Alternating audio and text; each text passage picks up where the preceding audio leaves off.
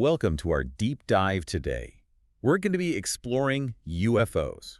Specifically the reality of them. Yeah, the reality of these phenomena and looking at the evidence that governments, haven't been entirely open about what they know about UFOs. What's fascinating is we're not just dealing with speculation here. Right. We're looking at actual declassified documents. Real stuff. Yeah. Reports from, like, military pilots and personnel. Very credible sources. Exactly.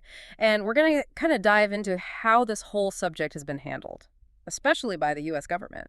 It's interesting, that when you think about UFOs, people think of, the grainy pictures. Right. Questionable story. The blurry footage. But the reality is government interest in this goes way back. Oh, yeah. And it's a lot more compelling what we're looking at today than you might think. Absolutely.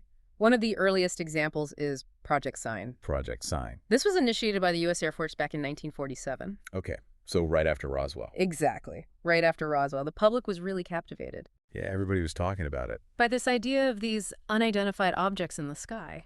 So was Project Sign like the government's first attempt to figure out what was going on with these UFOs? Yeah, I mean, that was their first real foray into it. Did they go into it with an open mind, or were they like, let's debunk this? Well, it's interesting because initially Project Sign seemed really open to the possibility that some of these UFOs could be extraterrestrial. Wow. Really? Yeah. They even drafted a report called Estimate of the Situation, Okay. which suggested that alien origins were a real possibility. The Air Force was seriously considering aliens back in the 40s? Oh, well, I mean, the report acknowledges that there wasn't any concrete evidence at that time. Yeah. But just the fact that they were considering it is pretty surprising, right? Yeah, it's pretty amazing. Yeah. But then General Hoyt Vandenberg, who was the Air Force Chief of Staff at the time, he rejected the report. He rejected it. Why would he reject a report like that? Right. I mean, even if it didn't have hard proof, at least they were acknowledging the possibility of something big, Right. something groundbreaking. Well, it's a question that's still debated. Yeah. Some people think it was just, not enough evidence. Okay. Others point to, the political climate. Yeah, it was the Cold War. Exactly. The Yeah. dawn of the Cold War, Right. Anything that could cause public panic was probably not welcome. No, not a good look.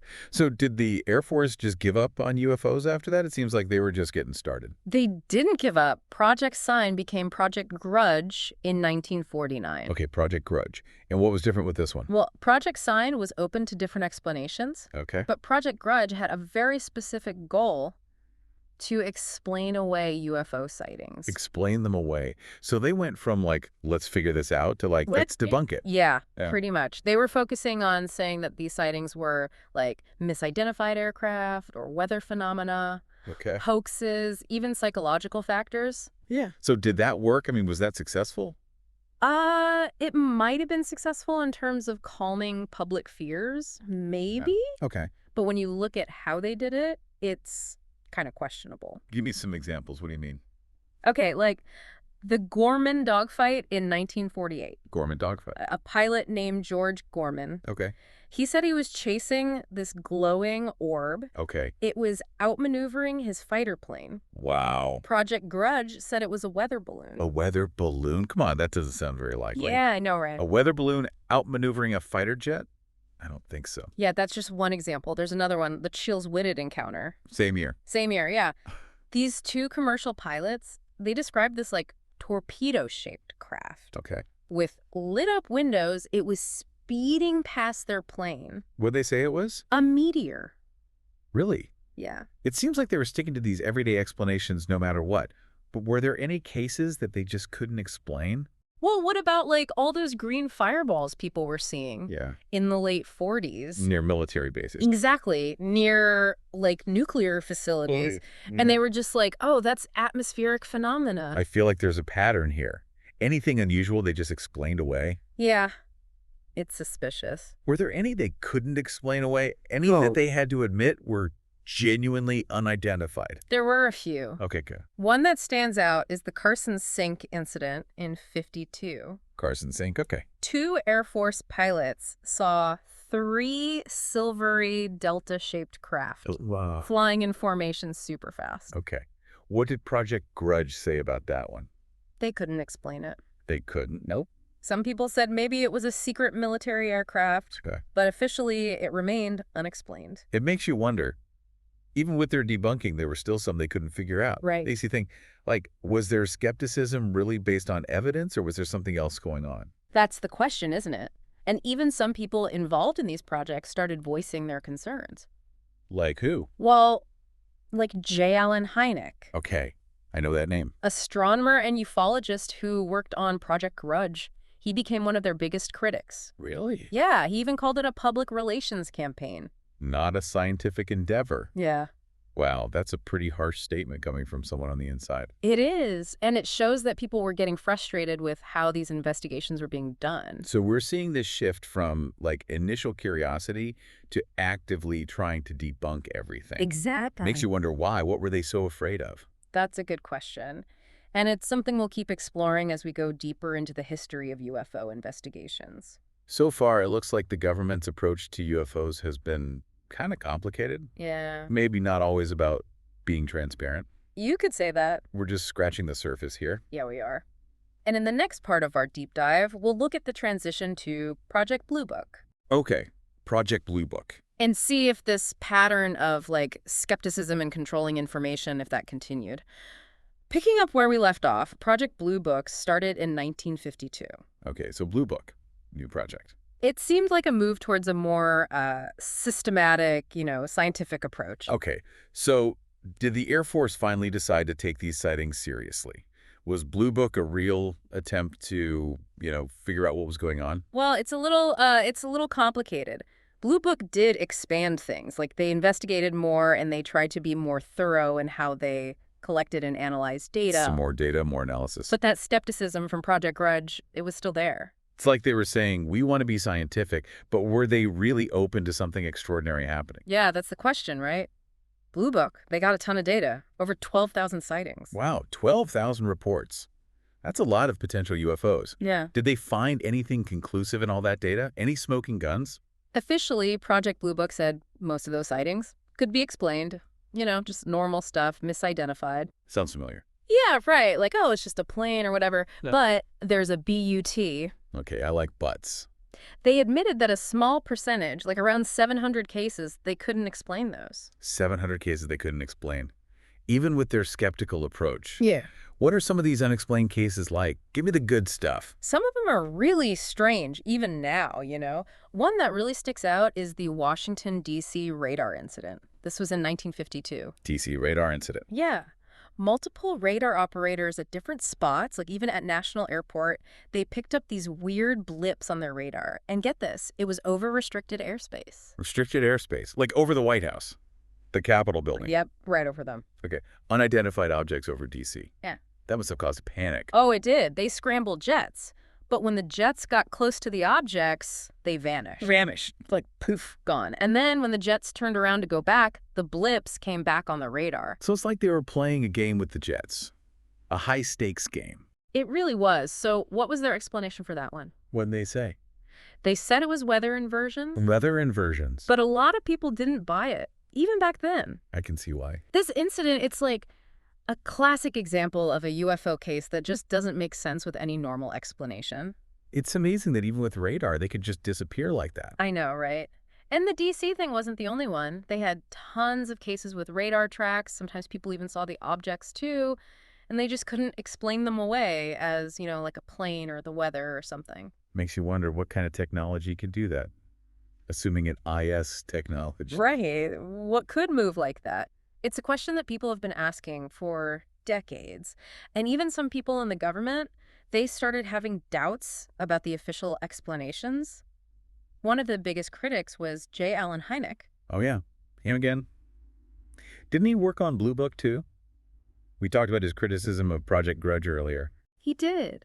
And he got more and more skeptical over time. Hynek, he started out thinking all UFOs could be explained normally, scientifically, but then he started looking deeper at the evidence, and he changed his mind. The evidence changed his mind. What was it about the evidence that got to him? He was struck by how many cases involved really credible people. Pilots, radar operators, people you'd trust, right? Their reports, you couldn't just dismiss those. So, after all that, what did Hynek finally decide about UFOs? By the time he finished with Blue Book, he was convinced, like a good chunk of these sightings, they were real, genuine unknowns.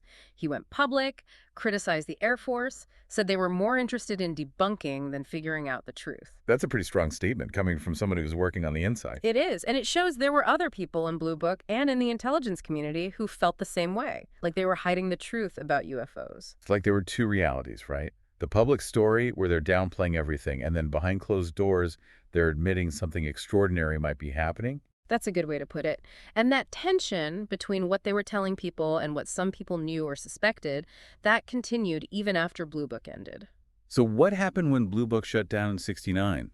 Did the government just forget about UFOs? Officially, yes. The Air Force said they didn't need to study UFOs anymore, but unofficially, things were just getting started. Okay, so we're back. Last part of our UFO deep dive.